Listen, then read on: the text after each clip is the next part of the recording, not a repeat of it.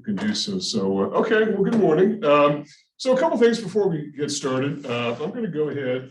I mentioned to the class on Tuesday that there's a seating chart, and we're still required as sort of the COVID measures to collect a seating chart. And it doesn't go anywhere just to me, but if in case anybody does come down with a case of COVID, or we do have a COVID response team that does contact tracing, you know, I guess they contact you and say, hey, somebody you're sitting next to had COVID, you might go want to get tested.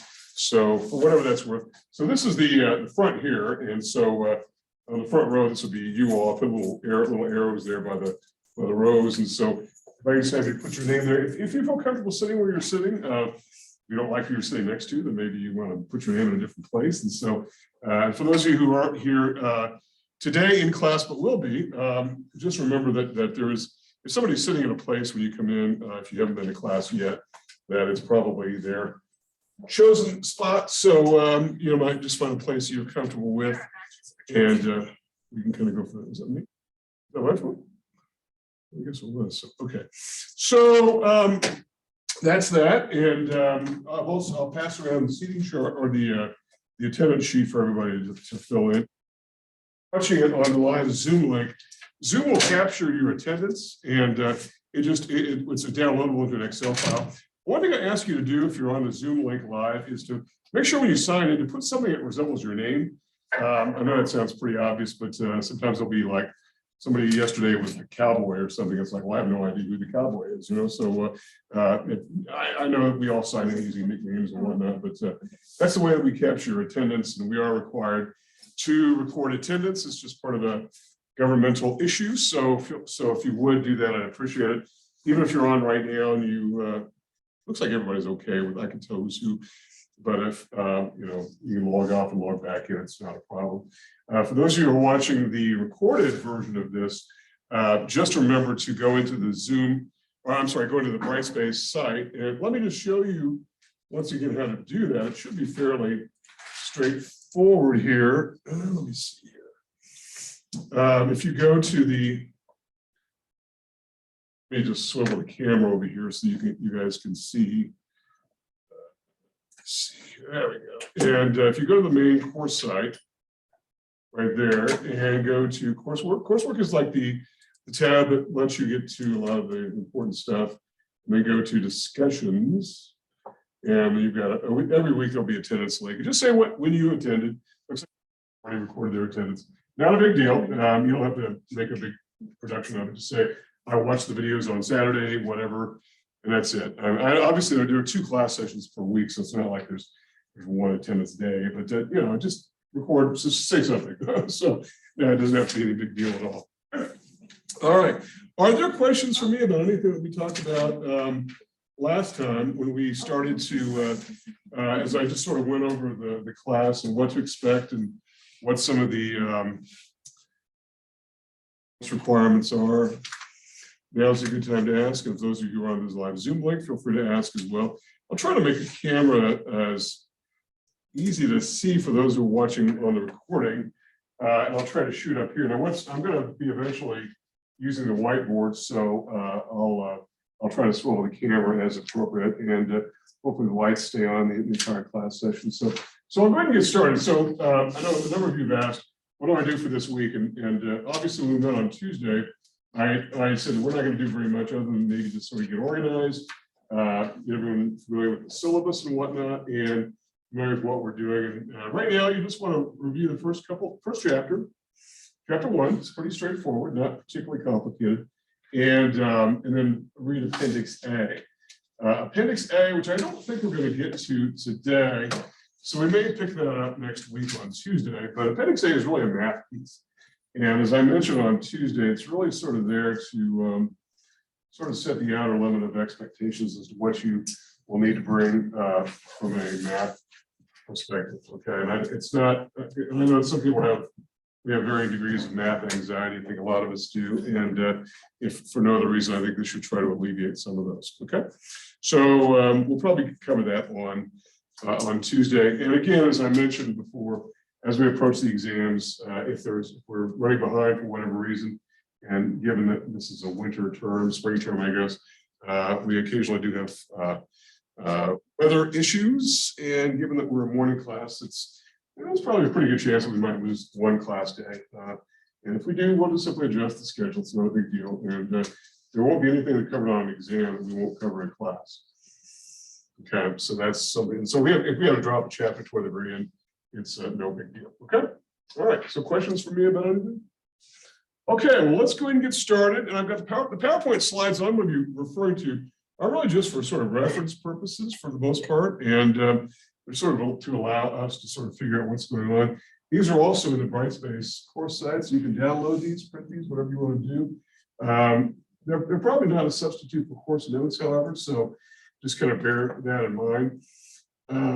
On Tuesday, I mentioned that a lot of people who take this course have never had econ before, and that's okay. That is okay, and because honestly, I took a one semester economics course when I was in high school, and it wasn't a very good class, frankly. And in fact, I don't remember very much of it other than the fact that I think we learned how to apply for a job, how to not act like a jerk. That's not really what we're going to be doing in economics. And so, so a lot of people come to this without an econ background. So I understand that, and that's good. So I'm going to start from the very beginning and say, let's start with the question, what is economics? And so it's pretty basic. And so everyone should be, we're going to hit this from the ground floor. What is economics? And the answer is it's a social science dealing with choices made under conditions of scarcity and uncertainty. So let's sort of break into this a little bit and talk about this idea of econ being a social science. Unlike the physical sciences like chemistry and mathematics and physics and whatnot, we've got really very few laws at work in economics. We really only have two laws that are pretty hard and fast. It's the law of demand and the law of supply. And the law of demand itself has some violators. And so there are some goods that violate the law of demand, if you can believe it. So unlike the hard sciences, this is a little squishier, and people make decisions sometimes irrationally. Governments sometimes make decisions irrationally.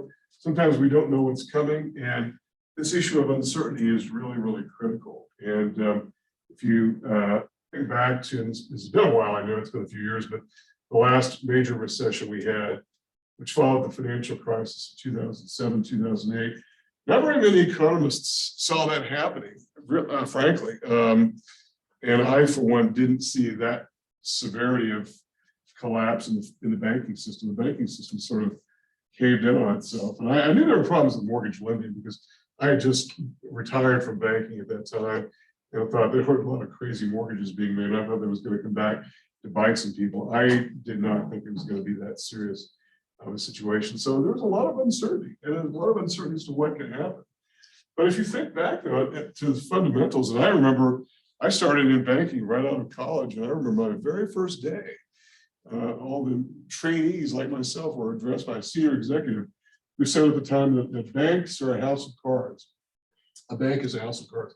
And at the time, we just thought, okay, whatever, you're being dramatic, you're being hyperbolic, whatever. But if you think about it, a bank really is a house of cards. Like, what if we all wanted our deposit money out today? We all wanted our money out of the bank. What would happen? They wouldn't have it. Is it there? It's not there, is it? It's been loaned out, it's been invested. They can probably get it to you at some point, but if everybody wanted an good old-fashioned bank run, it wouldn't be there. And oftentimes banks don't see that coming. That's the element of uncertainty. And I think that's really the issue that we're talking about in econ, is the fact that we're sort of making decisions and sort of groping around in the dark. When it comes to macroeconomic policy, and by the way, whenever we use the term policy in this class, we're almost always talking about government policy. Okay, in micro, we might talk a bit about, corporate policy and industrial policy, et cetera, but we're talking about government policy. Well, government policy has been likened to driving a car by looking in the rearview mirror. That is, we don't know exactly what's coming, and all we have is historical information. That's all we're doing is historical information. But some of it may be very current. Like we just got a report this morning on inflation for last month. Inflation for December, and it turned out inflation was coming down a little bit, not very much, but a little bit. I mean, and we're going to talk a lot about inflation because it really is the big economic story right now. And I've been teaching for a long time, and for years, we talked about inflation like it was this thing you might not see, and we haven't had it in a serious way in a long time, but It's back, and it's back. It's been back for the last year or so with vengeance. Well, we just got a report, and that's old. Now people are saying, well, what is our government going to do to try to deal with it? And I had to leave the House before the president came on. He was going to speak, and by the way, the president doesn't really have anything to do with controlling inflation, and that's something, a theme that we're going to return to again and again. That the president, contrary to maybe popular belief, doesn't really have that much to do with the economy. And of course, presidents themselves will take credit for everything good. Well, they're politicians, what do you expect? And everything bad, they'll try to say, well, just wait, things will get better in a little bit. But it's really our Federal Reserve. We're going to talk plenty about them as we get going. So uncertainty. Now, one thing we should talk about is this idea of scarcity. And scarcity is an important issue. If there were no scarcity, I don't think we would have a discipline called economics. I just don't think it would exist. And when we talk about scarcity, what are we talking about? I mean, we know that there's a problem of scarcity. Scarcity of what? What do we find in our lives that is scarce? What's that? Gold, gold, minerals, what else? Somebody mentioned in class labor yesterday, and I thought it was an excellent insight. A year ago, probably nobody would have said that, but now that's relevant because there's a labor shortage, and it seems to be mostly worldwide labor shortage. The Chinese are having a labor shortage. We certainly have a labor shortage. Right now, if you want to find a job, it's pretty easy, isn't it? But if you want a job, you might want to get one fairly soon because we're starting to see layoffs happening, particularly at some of the big employers. I suspect that will trickle down. Amazon's laying off 10,000 workers. They're going to lay off some more, they're saying, later in the year. I think Facebook's parent, Meta, is laying off about 11,000 workers. So we're starting to see slowdowns in the economy, and it's engineered to squeeze out some of the inflation. So right now there's a labor shortage, but it may not continue for a while. I was telling my class yesterday that I saw something on, I couldn't believe I saw this on the National Geographic Channel. They have these specials about drug trafficking, and apparently we're talking about drug traffickers in Colombia having a labor shortage. It's like, oh my God, even the illegal economy has got a labor shortage. They couldn't find people to process cocaine. It's like, okay, well, so it's everywhere. There's a labor shortage.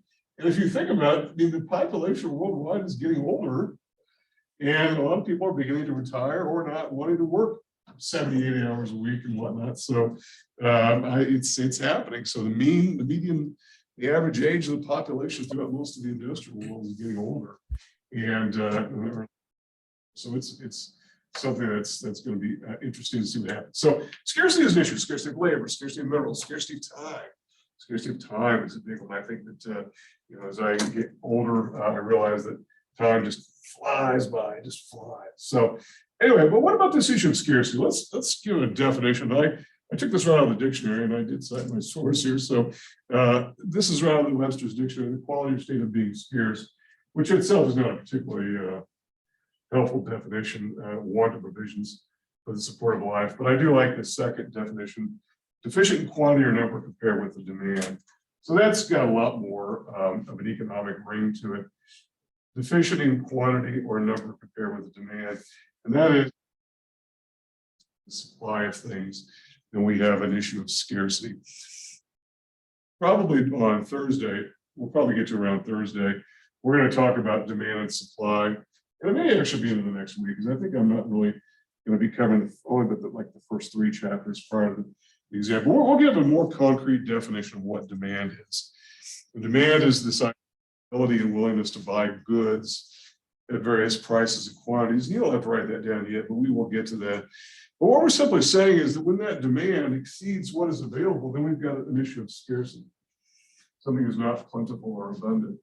And at some point in our future, we may have solved the scarcity problem. And believe it or not, there are economists who are sort of thinking out in the future, maybe 100 years from now, that we could whip up things in through 3D printing or whatnot is sort of the beginning of this, where we can just simply create what it is that we need. We can create drugs that are uniquely tailored to our own DNA. Stuff, pretty cool stuff. And if we can get there, that would be great.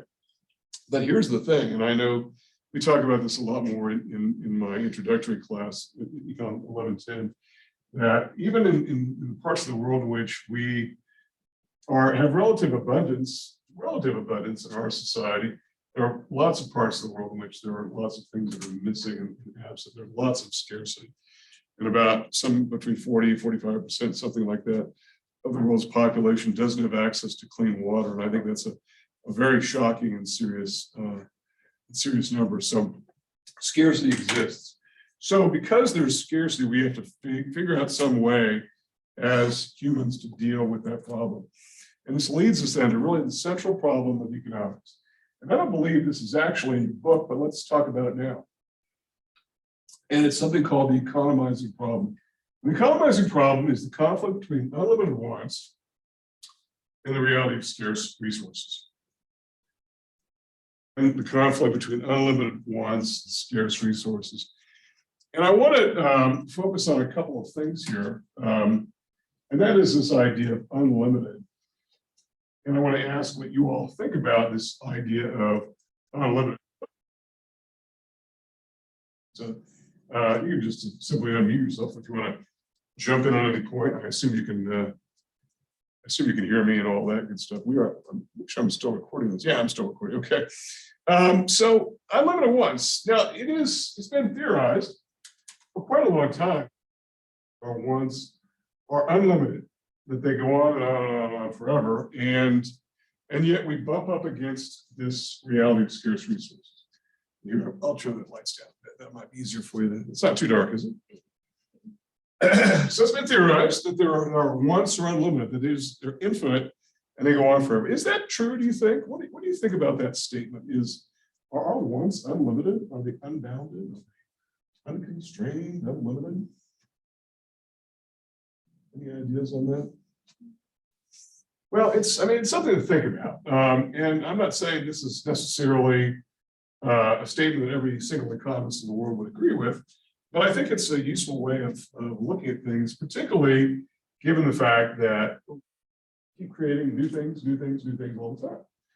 And pretty much all the goods that we use today are pretty much the same, are not the same, are pretty much different than what they were 50 years ago, 100 years ago. They're different because we're changing it, we're adapting it, we're making them different, And as a result of this, it's because our wants change, and yet we had to bump up against scarce resources. And then this leads us to the next point here about wants versus needs. And I want to talk a bit about this. And this gets a little bit controversial. By the way, let me back up one step here. I do want to talk about this term conflict. And I think it's probably a good place to sort of mention it. But when we talk about the conflict, we're talking about things bumping up against each other that are moving in opposite directions.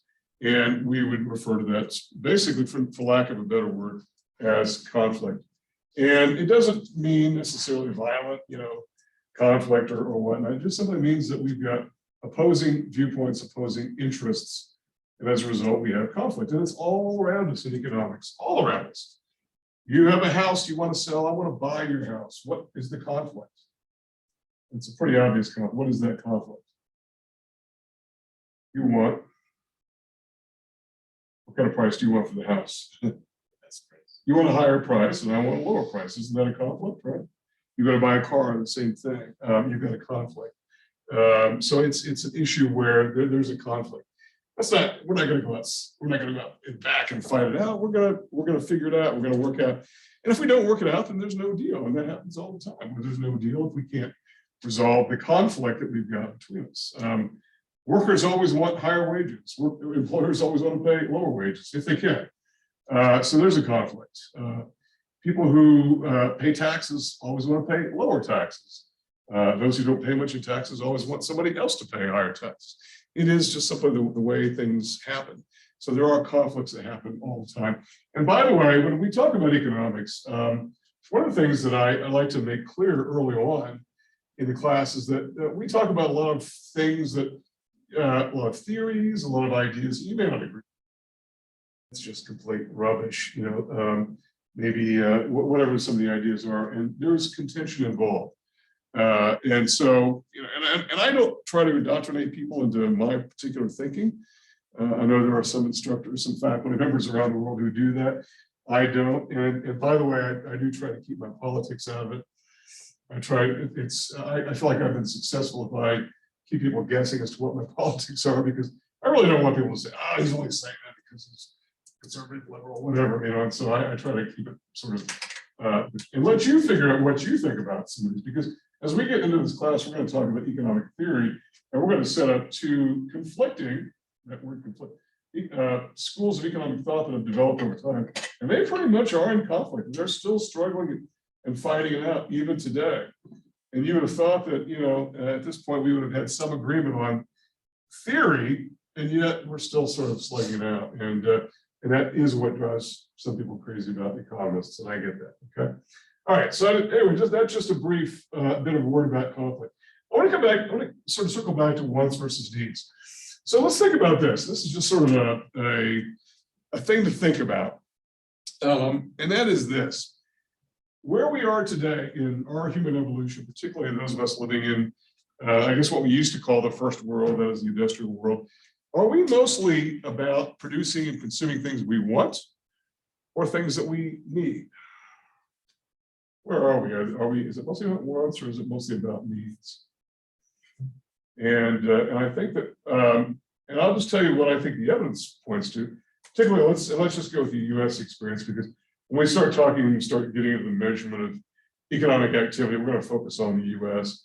And I wish we had more time to get into the global picture, but unfortunately, we're sort of limited by time. We used to have 16 weeks, now we're down to 15. So that seems to be one of the things that we had to sort of sacrifice. But if you look at all the total output of goods and services, the economy, it's really becoming dominated by things that we want more than things that we need. And this is maybe not something that you expect to hear. That is, well, that every year, I mean, if we think about things that we need, things like food, clothing, shelter, every year that goes down, the percentage of our spending as a proportion of our total output goes down. Simply because of the fact that now we're producing more things like entertainment and electronics and vehicles and things like that. Do we need vehicles? Well, some people would say, well, we need vehicles or whatever. Do we need these gigantic vehicles? You know, that sort of thing. That's really the question. So I think the evidence is that we're now sort of in a decline where we're producing more wants than needs. There's maybe one glaring exception, and that might be healthcare. Just given what healthcare is, and that is it's a need, and that's growing like crazy. Mostly because of the fact that we've got breakthroughs in medications and in medical procedures and whatnot. And I would argue those are more needs, and that's a pretty significant part of our economy. But for the most part, we're mostly on to wants. But if you flip this around, if you go to the developing world, it's flipped around where most everyone is supporting their needs, and even then they're not really meeting those adequately. And so the issue of global poverty is one that I think is going to come up again and again. We're going to hear more about it, and certainly you all will probably hear more about it as we go forward. And that is this idea of the distribution of goods and the fact that some people are not really getting what they need around the world. And I think it's a serious issue. Okay, so that's the economizing problem. So the question is what to do about it, right? We know we've got a problem and we have a conflict. We're dealing with scarce resources of minerals and time and of labor and of knowledge and of all these things. And we're dealing with uncertainty and we're dealing with scarcity. Well, what's the solution to the problem? And the solution seems to be the free market system. And I deliberately put this adjective free in there because it does seem that markets that work more or less unfettered by government control tend to do a better job of allocating goods than do systems in which the government tries to control every aspect, particularly of production. And production, then they tend to control consumption, and they don't really do very well at doing that. And when we get into economic theory a bit later in the course, we're going to cover the work of a group of economists known sort of collectively as the Austrian school. And among these was a guy named Friedrich Hayek, who had a lot of criticism of the quote unquote command economies that were then prominent in Eastern Europe. And the Soviet Union was sort of the lead actor in that group of countries, that Eastern Bloc set of countries. And they were notorious for creating these so-called 5-year plans, where they would plan out the production of pretty much everything, grains and automobiles and refrigerators and toothpaste and you name it. But the problem is, and as Hayek said, that how can you expect, of all trillions of economic decisions that are being made. How can any government entity in some central office somewhere figure all this out?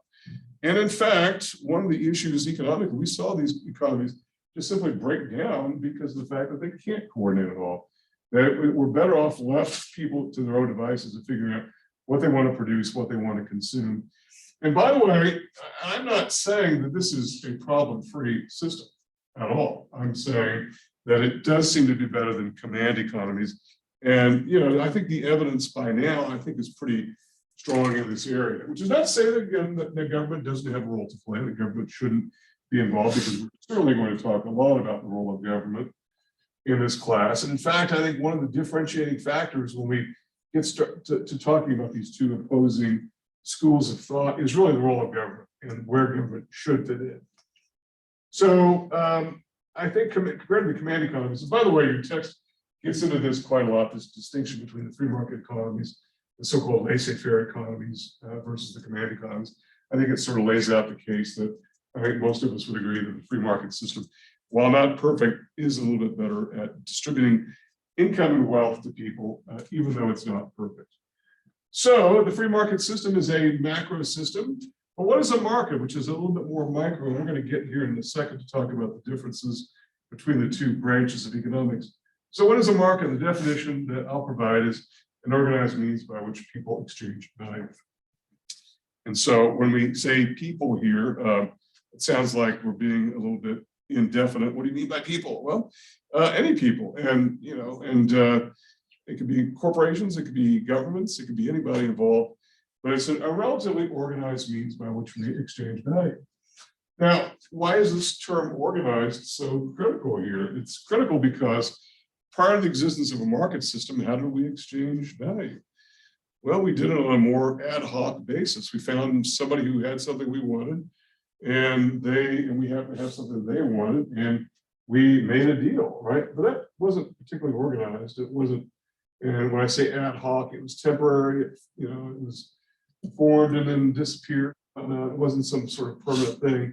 Whereas we've got markets that have been around for a very, very long time that still are up and running and are going strong and are organized, and nobody thinks anything about, you know, whether the fact they're organized or not.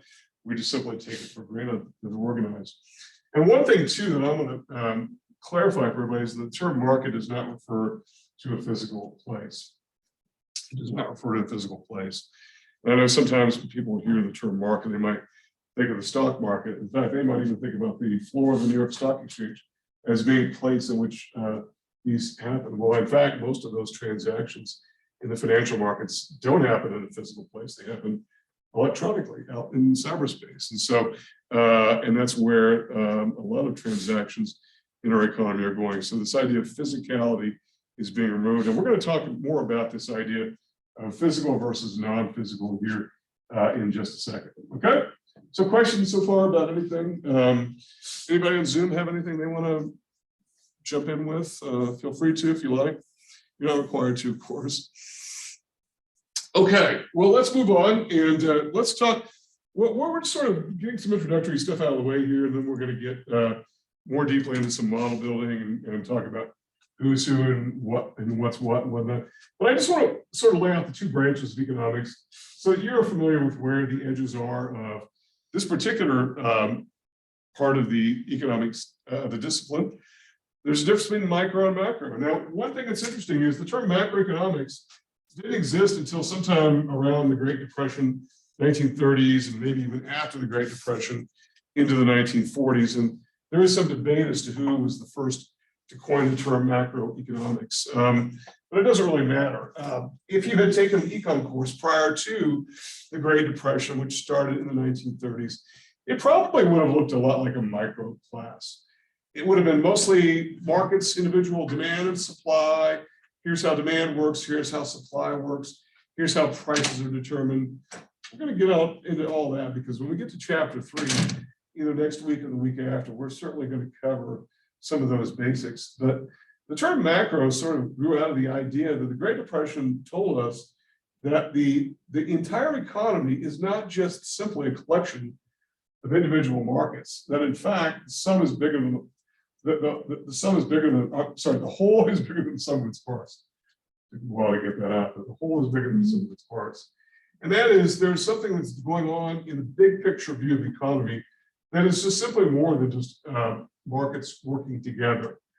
Because the Great Depression, a lot of people, when it first set in, said, okay, look, yes, we've got a problem, and there's unemployment's rising, we've got foreclosures and all this, but things will work their way back to an equilibrium condition, and we'll get back to full employment and return to normal, because that is one of the sort of accepted bit of dogma when it comes to how markets work, is that when they get knocked out of whack, they get put back in whack, if that's a term, by their own natural forces of demand and supply. Well, macro sort of grew out of this idea of saying, no, not so fast. It doesn't really work that way. That sometimes you need government involvement to fix the situation. And I know that even though I just said that one of the differentiating factors between the two broad schools of economics has to do with the role of government, I don't think there are too many people who would argue that government has no role to play whatsoever. I'd be hard pressed to find anybody who says that, hey, we should have no government. I don't think that's a very good outcome for any of us. Even though, in our society for a very long time we have, and still have, lots of anti-government views, I at all a majority view, and those who may hold it just as sort of as a curiosity little thing may decide that they don't like it so much if we ever came to that sort of anarchical position. So the role of government's important. So what are these differences between the two branches? Well, when we talk about micro, we're talking about the small picture view of the economy versus macro being the big picture. We're going to focus primarily on the big picture, but we will study some of the fundamentals of micro into next week and the week after, so that we sort of begin the building blocks of what we're doing here. Small picture versus big picture.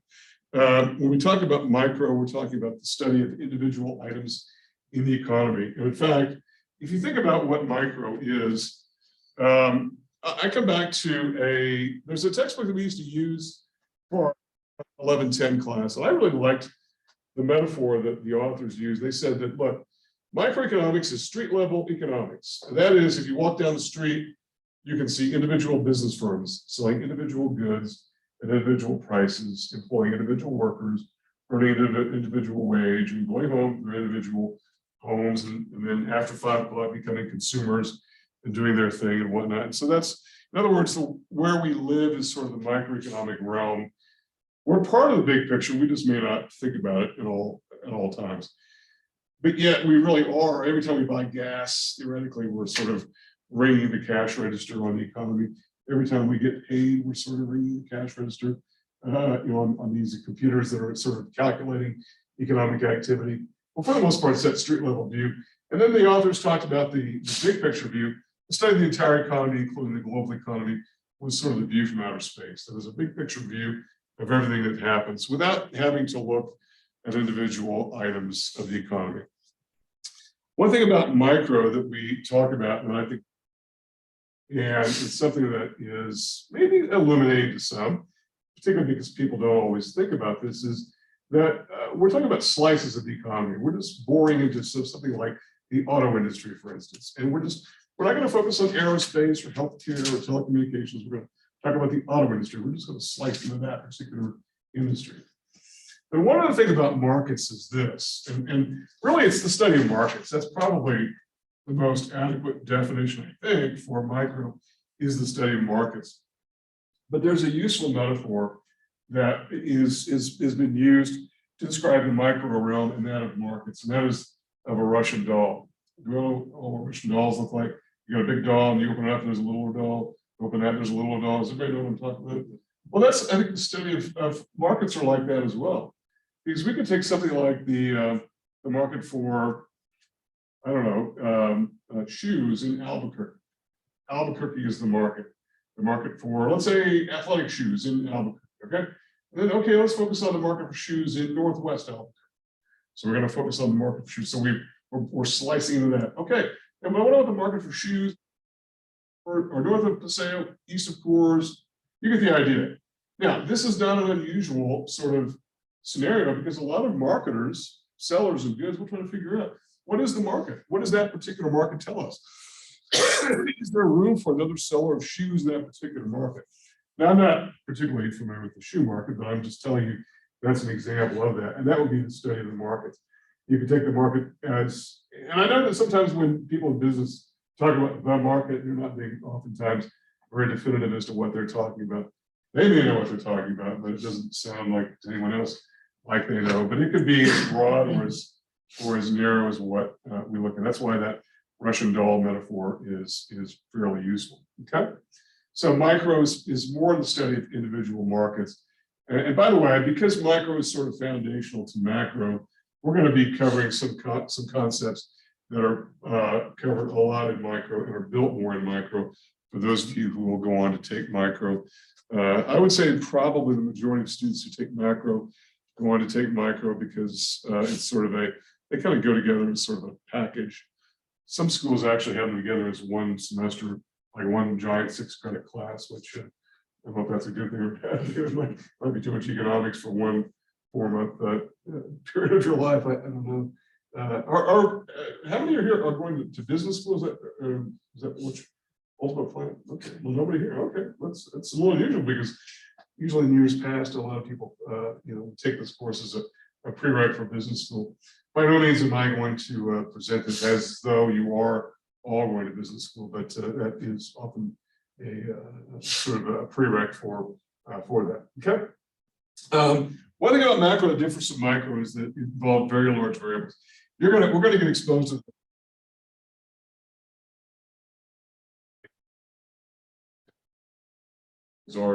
for instance, the U.S. economy annually produces about $24 trillion worth of value. That's 24 with 12 zeros behind it. That's a big number, and most people could live their entire lives without ever having to deal with a number that large. It's just a gigantic number. It's almost a number that really is difficult to think about. $24 trillion. It's just, and it's every year we produce that. I mean, it grows every year. And I can remember the year that I graduated from college. I think the U.S. economy was about $4 trillion, and we thought that was a big figure. And now it's 6 times as big. And so we're talking about very, very big numbers. But we're also talking about very, very big populations. We're about 330 million people in the United States. That's a big number as well. So these are numbers, they become a little bit hard to sort of wrap our arms around. And by the way, one of the things that we as economists, well, I'll just admit that we do have sort of a beef with the press is the fact that they will start talking about these very large variables and they'll just, start shouting at TV. The deficit was $1 trillion, like they go shouting at you. And it's like, yes, but we're a very large economy, and we're produce 24 trillion in output. And the fact that our government is running a deficit is not any news situation at all. And we'll talk about budget deficits a bit later. So we need to be a little bit more comfortable with very large variables, okay? Because they are, in fact, big. And then finally, just because I want to sort of move on here, we're talking about the subfields of micro, things like labor economics, industrial organization, which has to do with how markets are organized, information economics, financial economics, etc. Those are all, this sort of has a little bit, financial economics sort of has a bit of a lag overlap with monetary economics. We are going to talk in macro here about monetary economics. That is the study of how government produces money and can take money away, where money comes from, what it's all about. And in some ways, I think it's illuminating because I think a lot of people have these mystical ideas about money and what it's about, and it may be backed by gold, and it's not. It's just pieces of paper. That's all it is, just pieces of paper. It's not even that, really. I mean, there's not even that much paper money floating around. It's mostly just entries in computer systems, and I think for those who aren't familiar with that, it just kind of is mind-boggling. And I know during the financial crisis of 2008, the Federal Reserve Chairman Ben Bernanke was interviewed on 60 Minutes, and they're talking about how he dropped $2 trillion onto the books of banks. He created $2 trillion of new money. They said, well, how'd you do that? Because I think the interviewer thought he had a giant printing press working 24/7. And he goes, oh, we just went to the computer and did it. That was it. We just went to the computer, put $2 trillion onto the books of banks. And it's like, what? Wow, I'd love to have that computer, right? But so it's really nothing but really sort of energy. It's electronic entries and And that's what it is. So we'll get to that. Trade studies, whenever we use the word trade in macro, we're almost always talking about trade across international boundaries. I wish we had time to do more of this. We will talk a bit about it, but not so much. We will talk about business cycle analysis and what to do about the ups and downs of economic activity. That is really probably the most critical aspect of understanding macro, is to understand what to do about these ups and downs in the economy. And why do we have to have ups and downs, ups and downs? Why can't we just go on a nice straight line and go in cruise control and set the economy that we have about a X% growth rate every year without having booms, busts, booms, busts?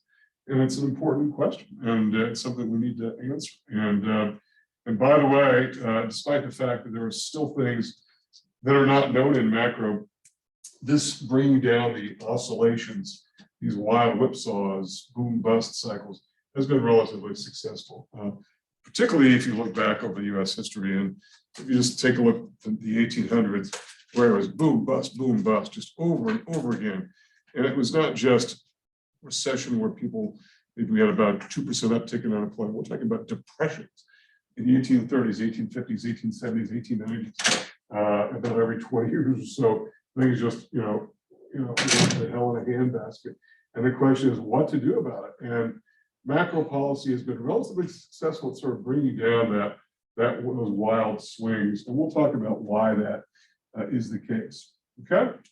All right. So questions for me about anything so far? Let me just check the chat box here because because sometimes those watching live will put something in the chat box. You're free to do that. Feel free to use it. I may not get to it right away, moving around, but I will address it. Let's move on. And these are just preliminary items, and then I'll get into a little bit of model construction here. Real quickly, what do economists do? I just think it's probably important for us to have an idea of who they are and what they're up to, and et cetera, because it's very likely that you probably won't run into any economists in your lifetime. I think it's, I know when I worked in the corporate world, I think I met one economist in one of the banks that I was working for, but because I worked in a totally different area. And I think there are only about 11,000 economists in the United States today. There are more neurosurgeons than there are economists. And it's a fairly small profession. But I will say, for anybody who is interested, who likes this course, there are lots of opportunities for economists in both teaching, like what I do, working in government, and there's plenty of jobs for those working in government if you are so inclined, or in business. So I teach. I also have my own business, right? We do futures trading. Consulting is a major activity. And advising political leaders is an important one because elected officials rely heavily on what economists are telling them and are recommending. And it's an important aspect. We really should be realistic here because I think sometimes I guess maybe we expect too much of our elected officials in the sense that I think we expect them to have perfect knowledge and perfect background and perfect intelligence and all that. And well, maybe we don't expect the perfect intelligence. I don't know. Maybe that's maybe asking too much, but I think we expect them to have a lot more economic knowledge. And in fact, it's a fairly specialized area. We've never had a U.S. president who's had an economics background. Probably the closest we had was George W. Bush, who graduate work in business. But for the most part, we've had a number of members of Congress who've been economists. But for the most part, taking the word of economists is important. And by the way, I could tell you that the first day I started my doctorate, we had an instructor who said, make sure your math is right. It sounded like a pretty obvious statement. Because a lot of what we do is very quantitative, and she said, make sure your math is right because why? In the real world, no one's going to be checking your math. And it's like, wow, that was kind of mind-blowing. But if you think about it, how often do you check someone else's math, like when you get a bill, like when you get a P&M bill? Maybe, I don't know if any of you get utility bills or whatever, or phone bills or whatever. But if you don't, at some point you will. I don't know that people stare at those and say, okay, all right, P&M, you've got kilowatt hours times rate per kilowatt hour. Oh, you're wrong by 4 cents. I mean, it just doesn't really happen, So you got to make sure your math is right. So that's why economists are relied upon to do that. And then the final one here is to make pronouncements. And if that word is too fancy, too pretentious, then maybe the word statement should be more useful. statements that economists will make, positive and normative statements. And let's talk about these. Let's talk about what positive economic statements are. And maybe I think the way to approach this is maybe by talking about what positive economic statements are not, first of all, because that may be a better way to approach it. What they are not is positive as in good news, okay? And I know sometimes people get confused and think a positive economic statement is something like unemployment is falling, or inflation is falling, or home ownership is rising. Well, those are all good news, and they all may qualify as positive economic statements, but it could be something like banks are failing, or foreclosures are rising. In other words, we're talking about statements of what is rather than what is good and what is bad. It's value-free statements of what is, and that they're objective and measurable. That themselves, they're not controversial because they are what they are. And so why does this term positive come from? It really comes from, I think, the term positivism, which is sort of an outgrowth of the Enlightenment, where the world is explained in terms of scientific and measurable means, as opposed to explanations that are supernatural and metaphysical, that something happens because it's a mystery, right? We like to figure out what that mystery is, to demystify things. And one example that I have used is the idea that people believe that thunder was caused by the gods bowling. The gods are bowling, and so that's the noise you hear is that. Obviously, I don't think too many people would believe that today. I think we have a physical explanation as opposed to a metaphysical explanation. So the idea is to demystify the world and say, this is what it is. In and of itself, you may not like it, but it is what it is. And so an example would be the unemployment rate is currently 7%. Now, it's actually not 7%. This is just as an example. In fact, the unemployment rate is half of that, 3.5%, which is extremely low. And we're going to talk about whether that's too low. If that makes any sense, as maybe crazy as that might be, maybe we have too low of an unemployment rate. But the issue is it's value free. The unemployment rate is what it is. Okay. All right. Then we get to normative statements. This is where sort of all the trouble begins here. And that is statements of what should be. That word should comes into play. And that's when trouble always starts, isn't it? When I think I know what should happen. And what's the problem with someone saying, this is the way things should be? What's the problem that immediately comes up? Or like not, it's more of an opinion. Well, exactly, it's an opinion. And it could be biased, and it could be just simply your opinion. And by the way, does your opinion square with her opinion, maybe necessarily? Maybe not, right? So you may disagree, right? So that may, I don't know if you know each other, it doesn't make any difference. What I'm saying is that you may have one opinion, you may have another, you may have a multitude of opinions. So what should be is very subjective. It's very subjective to who is doing the saying. This is the way things ought to be. And it may be controversial. And again, I sort of laid the foundation, the groundwork as we class to let everybody know that sometimes economic policy is controversial. It is controversial. We don't always agree with it. There are a lot of people who think that maybe taxes are too high. There are some who think taxes are too low. Well, obviously it's going to be kind of hard to get them together in a room and agree about something. And so they're going to have to figure out the conflict. And that's where we have, once again, this idea of conflict. But here's the thing. It forms the foundation for policy. This is where economic policy comes from. And again, I want to sort of reiterate that in this class, whenever we talk about policy, we're almost always talking about government policy. So government policy comes from this idea of a normative economic statement. So in relation to the positive statement that the unemployment rate is 7%, the normative says the unemployment rate should be 5%. And some would think, well, it should be lower, or some would think, well, that's too low in itself. So it's something that is, there's no universal standard as to what the rate of unemployment should be. And by the way, we're going to be talking about this idea of what we call full employment. Okay, that may be a term you've heard before, full employment, but it's almost never explained to the public as to what full employment means. And that's a problem because we don't really know, most of us, what full employment is. Here's the problem though, there is no standard definition. It's not written in stone any place as gospel truth of what should be full employment. And by the way, when I first started, I graduated from my econ program in the mid 80s. Full employment was considered to be around 7%. That was pretty good because we were coming off a period, we had about 11% macro unemployment. We got down to 7%, and it kind of stopped. And people and economists were thinking, maybe this is where the new normal is. This is full employment. Well, today we're at half of that. We're at 3.5%. And maybe economists are thinking that's a little bit too low, that maybe the full employment rate of unemployment should be between 4 and 5%. Between 4 and 5, let's just call it 4.5 to split the difference. That's, I think, maybe the thinking right now. So, and then that may change over time if the economy changes. And so you kind of get the idea, it's not nailed down, it's not in stone as to what that rate even should be. So we don't know. Now, probably a better example that I maybe should have used was inflation. And by the way, we're going to talk a lot about unemployment as one economic problem, as a big economic problem, and inflation as another economic problem. But they're opposite one another in lots of ways we're going to get to. So if we said something like the inflation rate is currently 7%, which it more or less is.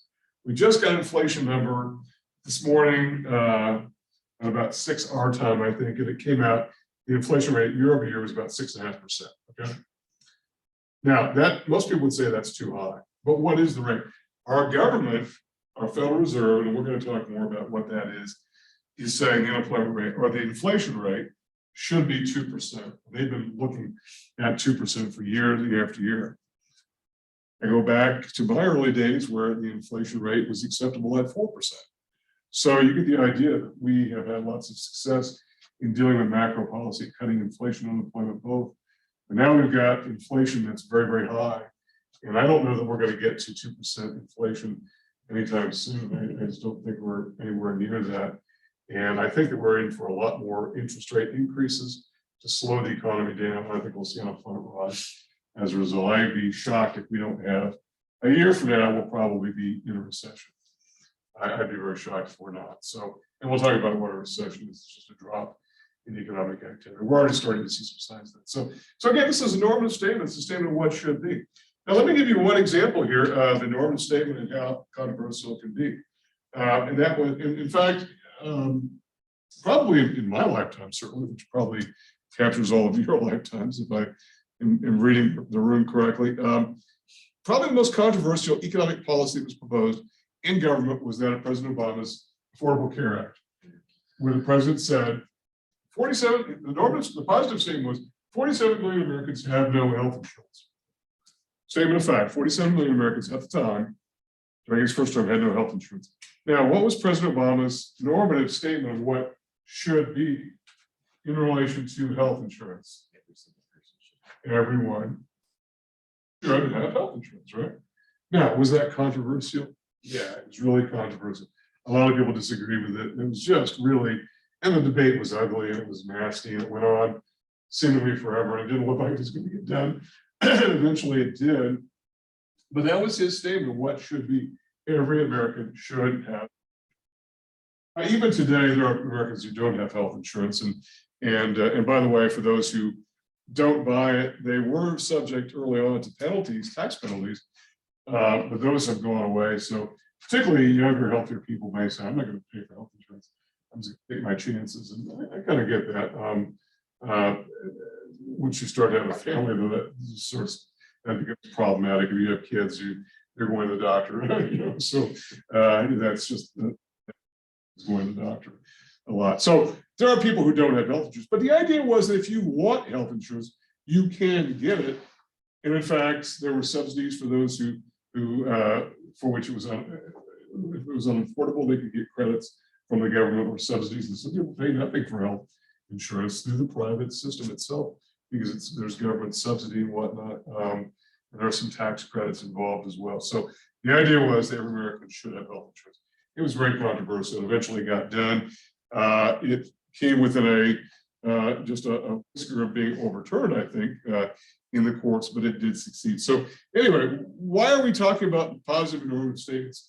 It's because, particularly in macro, much more than in microeconomics, we're going to talk a lot about what should be and what should what should primarily government do about X or Y or Z? Well, what should they do about inflation and what should happen?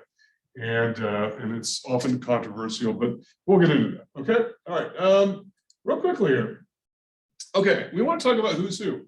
So we're going to start to build the first of a series of models in this class. And in this early introductory part of the class, I think it's important for us to talk about the who, what, when, where, and why of economic life. And so let's talk a little bit about the who's, and let's talk about actors.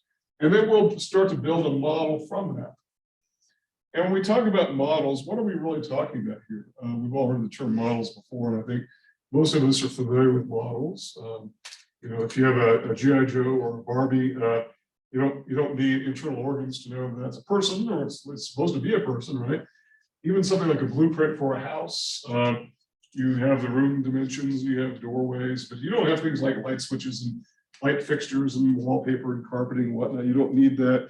You get the idea. So it's a simulation, it's a representation, it's a illustration of something that's simplified in order to make it meaningful. So let's talk about the economic actors, and that's the who's that we're going to be first modeling here.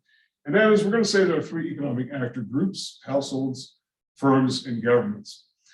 And I like the term actors, even though some economists prefer the term agent. And we might, if you're sort of, knocking on doors on the internet to try to get a little more information, you might see the term agent. It's the same thing, but I like the term actor because what do actors do in the real world? They play roles, don't they?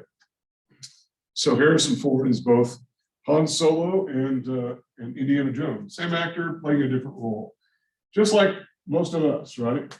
So between 9 and 5, we might go to work and as we're playing the role of worker or employee. And then after 5 o'clock, we get off, we play the role of consumer. We go home, we stop at the store, we buy things, we act as a consumer. So we act in different ways. And maybe if we have our own little business, we're also a firm at the same time. So you get the idea, we play different roles. So let's talk about households and what they are. Households are basically comprised of what we call natural persons. This may seem a little bit obvious and maybe a little bit silly. Why are we calling them natural persons? Well, I put that in quotes because it's really sort of a legal term, because we're talking about people as people here. And you might think, well, people as what else would they be? Well, they could be firms, because corporations have a legal personhood. They can sue, they can be sued, they could be convicted of crimes and whatnot. But we're talking about households as people, and they can be as small as one person. So a household can be any size, regardless of the fact that households and their internal composition have really changed a lot over many years. It's this idea of multiple generations living in the same household. In many cases, at one time, it was not that common to have, adults of the same gender living together. Today, same-sex marriage is the law of the land, and so that's much more common. So the internal composition of households may change, but economic role is identical to what it always has been. That is supplying labor and also consuming goods. And so, but one thing about household sizes, they tend to be coming down. Families are getting smaller, and a lot of people are living alone. And so as a result, you get the idea that households can be as small or as big as whatever they're composed of, but they still act in the same way. Business firms, we're going to make the case that they're privately owned, that is non-governmental owned, and they operate for profit. Now here I want to say at the outset that there is a particular part of the economy that's being excluded here, and I want to make clear that I know I'm excluding it, but I want to make it clear why it's being excluded, and that's the not-for-profit part of the economy. That we have a large not-for-profit sector of the economy that operates and does a lot of things, like some hospitals are not-for-profit, a lot of research organizations, institutions, universities. So it's a big part of the economy. So why aren't they being included? It's because in terms of behavioral aspects, they behave a lot like firms, actually. Despite the fact they're not-for-profit, they tend to have almost identical behaviors. They employ people, they pay wages, they make payments to government. They oftentimes are very concerned with cost and all that. So they're behaviorally, they don't differ all that much. Okay. And then the final division here, or the final breakdown, is governments. And we have in this country a federal and state division between governments. And the thing that we're going to sort of get into this a little bit more in detail as we start to show the share of total spending throughout the economy. And we're going to see that states together, all 50 states together, spend more than the federal government. And I think that probably a lot of people wouldn't realize that, because I think it seems like we pay a lot more in taxes to the federal government. Must mean the federal government is spending more than state governments. However, state governments sort of collect a lot of their revenue in ways that are a little bit more invisible, like sales taxes, real estate taxes, things like that. And some of it comes back to them from the federal government in terms of like things like gasoline taxes and things like that. The federal and state division is important, and we have a federal government and we have individual states. By the way, local government everywhere in the US is a subset of state government. Okay, it's a subdivision of state government. So households, firms, and governments. And by the way, it's not lost on us that there are occasionally organizations that don't fit into these categories. This is part of the problem with creating these nice little categories. We're trying to put trying to put things in slots that don't always fit, such as how do you categorize something like Sandia National Labs, right? It's not really a company, right? And it's not really government. It's got a lot of government involvement. It's got some military involvement. It's actually administratively managed by the University of California, which is not for profit, not even on here. So we realize that there are aspects of this that don't fit that nicely. But for the most part, it's we know that they're there. We know that the models are always going to be sort of imperfect when we build them. Just we sort of realize that is a limitation, that's a constraint. Okay. All right. So questions about that as we're working our way here to building a model. And I got one last slide to do here, and then I think that'll probably be it for today. And that is, how do we group these together as sectors? Okay. Now let's talk about what a sector is. A sector is not an industry necessarily. I think sometimes you might hear on the news the airline sector or something like that. Well, I would refer to the airline industry. A sector is just a broad collection of observations or groupings that make sense. There's some sort of logical sense. Okay.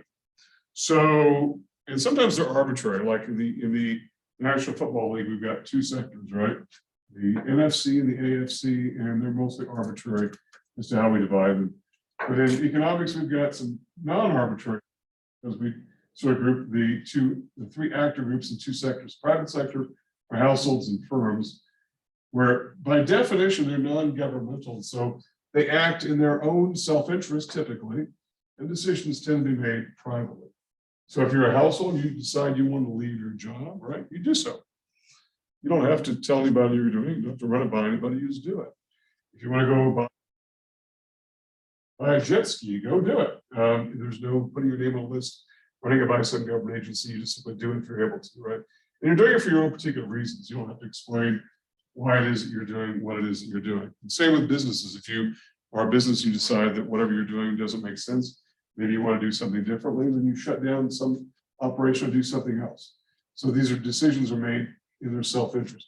And by the way, the term self-interest, I think, is important here, because I think it's important that we make a distinction between self-interest and greed, if there is a distinction. And I guess that's maybe a question for all of you. Is there a distinction between greed and self-interest, or are they one and the same? It's kind of a controversial question, right? And I would say there is a difference. And by the way, I was in college a lot of years myself, and so I heard a lot of professors say, well, we should just assume that people are greedy, and that's one way to assume that's the way we treat human behavior, and that's a good way to understand economics, is everyone is out for themselves and that they're greedy.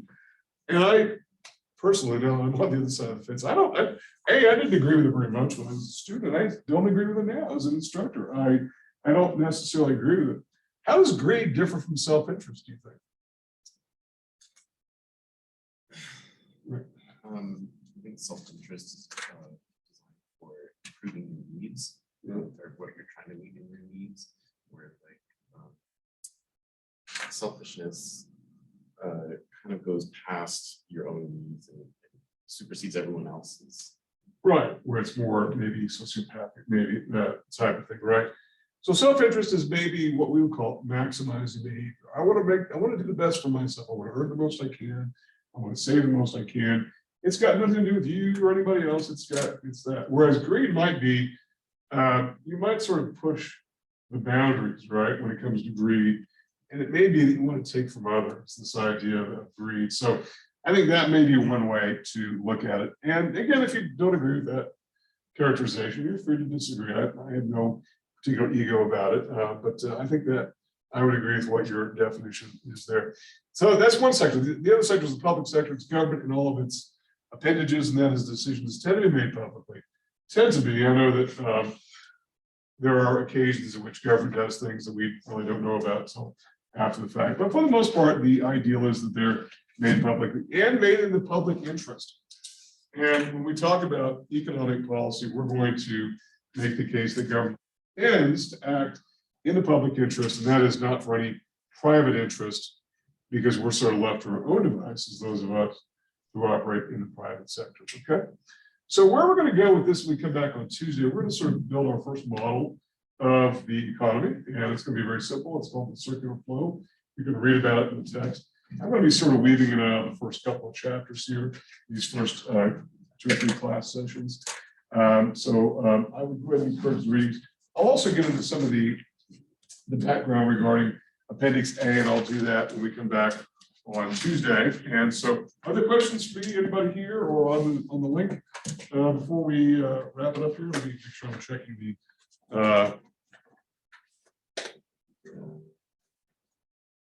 Okay, I'll respond to your chat here in just a second. Okay, well, I'll make the video available as soon as I'm able to. I don't know if there's anybody coming in after this, but have a great weekend, and I'll see you all next time.